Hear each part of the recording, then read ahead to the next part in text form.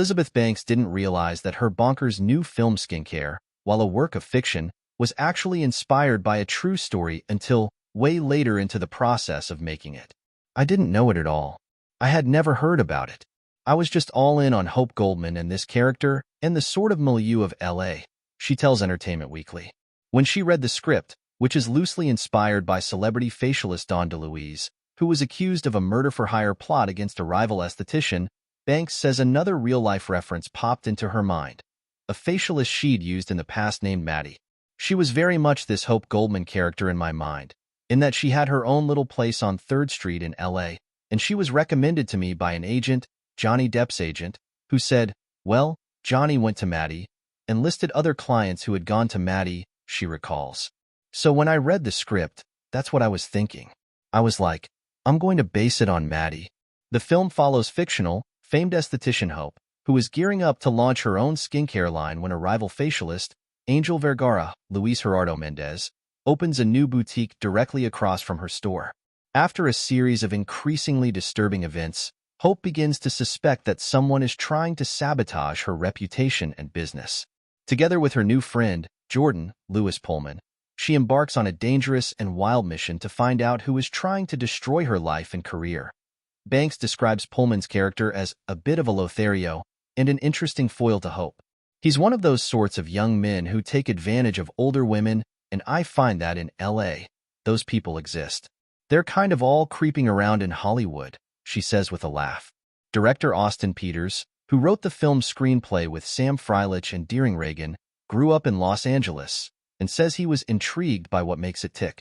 Specifically, I had been thinking a lot about image, about how image drives success and is often valued more than success itself, he tells EW.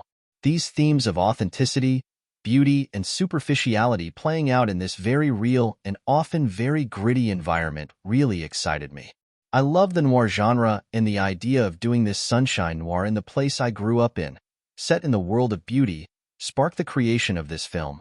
Peters says he hopes the audience has a good time with the film, touting that it's meant to be a fun ride, with a stellar ensemble cast. To that end, the film also features Michaela J. Rodriguez as Hope's right-hand woman and PR manager, and Nathan Fillion as a sleazy news anchor.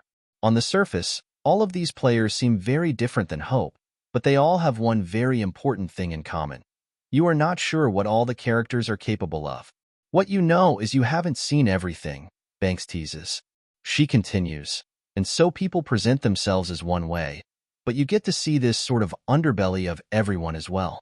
I think that creates a ton of tension because you're waiting for something to explode. You're waiting for violence to happen because you start to realize that these characters will do anything for their success, and you're just wondering how far it's going to go. And that's what I liked about this film. Banks says she had an amazing experience making the movie and tapping into a character who is unraveling as a human being. On a personal level, she also enjoyed learning how to do facials from several experts, including her current skincare guru Camille Fields. She now has a very special customer, her son, Magnus. He'll come to me and probably, I would say once a month, just be like, "Mommy, can I have a facial tonight before bed?" And it becomes our bedtime routine, and I'm really loving having that experience with him, she says, adding with a laugh, "For sure, giving facials to my kid is the #1 thing I'm taking away from the film." Banks also has some thoughts about what audiences might take away from the psychological thriller. It really is about, what are you willing to do to get what you want? She says it in the movie, and I think that's really interesting. Who are you willing to step on?